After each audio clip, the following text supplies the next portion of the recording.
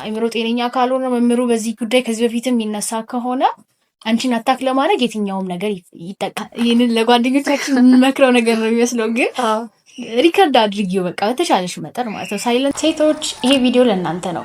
በዛሬ ቪዲዮችን በተደጋጋሚ ግቢው ስለሚነሳው ጥያቄ እናወራላችኋለን።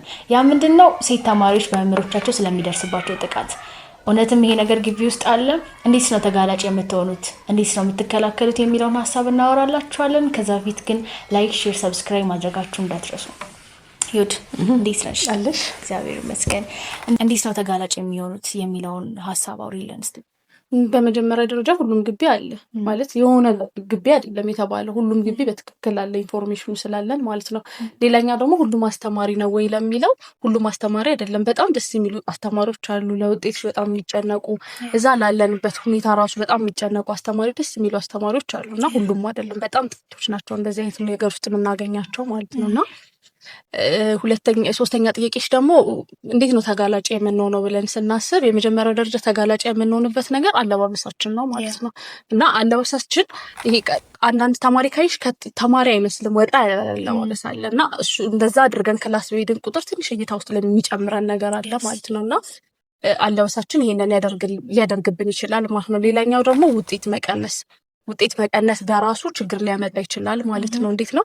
አሁን ለምሳሌ ለኤ ፕላስ የሆነ ነገር ሲጎልሽ ወይም ደግሞ ለኤፍ የሆነ ነገር ሲጎልሽ ሄደሽ አስተማሪ ትጠይቂያለሽ ማለት ነው። ስለዚህ ያ በምታደርጊበት ጊዜ ደግሞ እነሱ የሚፈልጉትን ነገር መጠየቅ ካንቺ ጀምራሉ ማለት ነው። ስለዚህ በጣም ትልቁ ነገር እሱ ነው ማለት ነው፣ ውጤት መቀነስ የሚለው ነገር ላይ ማለት ነው። እና እሱ ነገር ነው በደንብ። ሌላኛው ደግሞ ይሄ ለብቻ ሄዶ ማግኘት አስተማሪዎችን በተለያየ ኬዞች ቢሮቸው እየሄዱ ለብቻ ማግኘት፣ በተለይ ደግሞ አለቆች አስተውልሽ ከሆነ በአሳይመንት በምን ሰበብ ይሄዳሉ፣ ከዛ ለእንደዚህ አይነት ጥያቄ ተጋላጭ ይሆናሉ ማለት ነው። እና በጣም ኬዞቹ እነዚህ ናቸው ማለት ነው። እና ምንድነው የሚመስልሽ አንቺ ጥንቃቄው?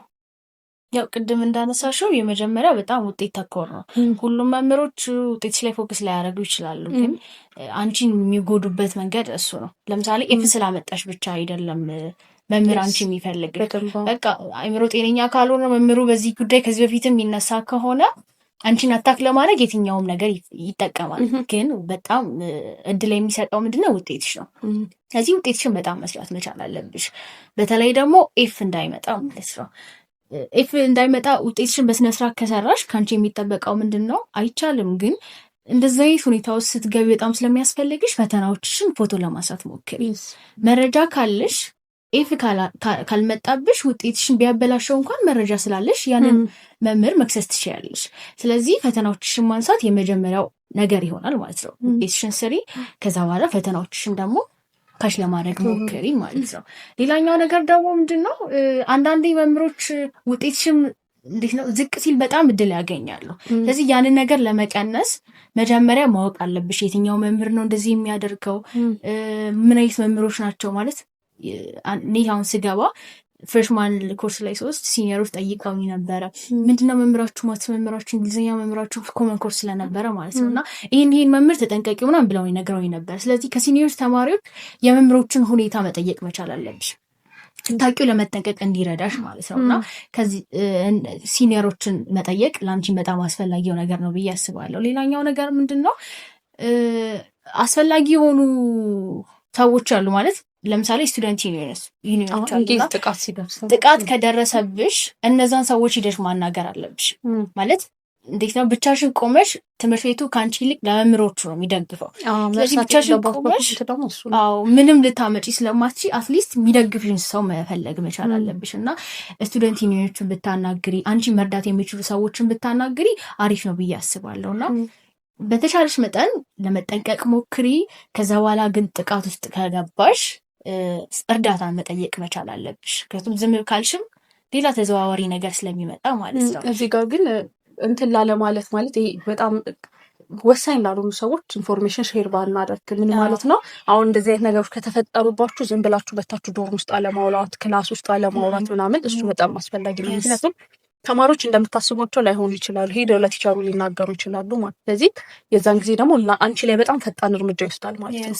ለዛ በጣም መጠንቀቅ መቻል አለብሽ። የምር ይረዳኛል የምትዩ የምር ይሄን ኬዝ ያግዘኛል የምትዩ ሰው ካልሆነ በስተቀር ከባድ ነው ማለት ለማንኛውም ሰው አይነገር። አንቺ አይን ውስጥ ከምትገቢ መጠንቀቅ መቻል።